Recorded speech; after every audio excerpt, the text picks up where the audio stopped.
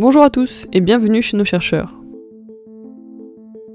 Peu de personnes connaissent cette dame. Elle est passée sous les radars et pourtant ses recherches sont une vraie référence. Dominique Costaglia est née en 1954. Elle obtient tout d'abord une maîtrise en physique avant de s'orienter vers un cycle d'ingénieur civil à l'École nationale supérieure des télécommunications en 1977. Revirement de parcours, en 1981, elle obtient son doctorat en biomathématiques. Elle commencera alors à travailler sur le virus du sida dès le début des années 1990.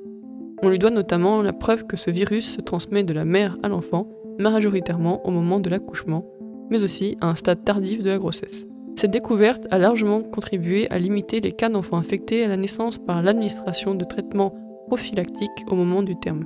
Elle est actuellement directrice de recherche à l'Institut Pierre-Louis d'épidémiologie et de santé publique depuis 2012. Membre de l'Académie des sciences depuis 2017 et promue au grade de commandeur de l'Ordre national du mérite en décembre 2020.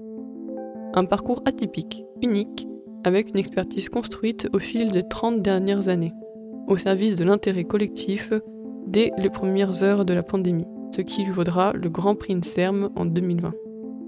La même cohérence se lit dans ses publications scientifiques. Une publication scientifique, c'est le résultat d'expériences ou d'un travail de compilation de données scientifiques écrites par une ou plusieurs personnes et revérifiées par d'autres scientifiques du domaine. En biologie, on attribue aux auteurs leur place. Nom écrit en premier, second, troisième, etc. jusqu'au dernier. Par ordre d'implication dans le travail, sauf pour le dernier, qui en règle générale est la personne ayant chapeauté le projet. Lors de la pandémie, Dominique Costaglia a fait de nombreuses interventions médiatiques. Elle documente, tempère, mesure et corrige ses propres propos à la lumière de l'actualité. Initialement pessimiste sur la durée et l'ampleur de la troisième vague, le variant Delta qui est aujourd'hui le plus répandu, elle confie au magazine Express qu'elle a effectivement été surprise par la vitesse de la diminution du nombre de cas, précisant que le fait de s'être trompée ne lui pose aucun problème. Elle persiste encore à inviter à la plus grande prudence vis-à-vis de la pandémie avec un message simple.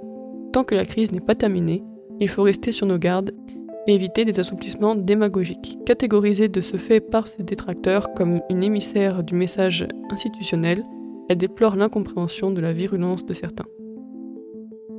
Si cette vidéo vous a plu, lâchez un pouce bleu, et si des sujets vous intéressent, laissez-nous savoir en commentaire.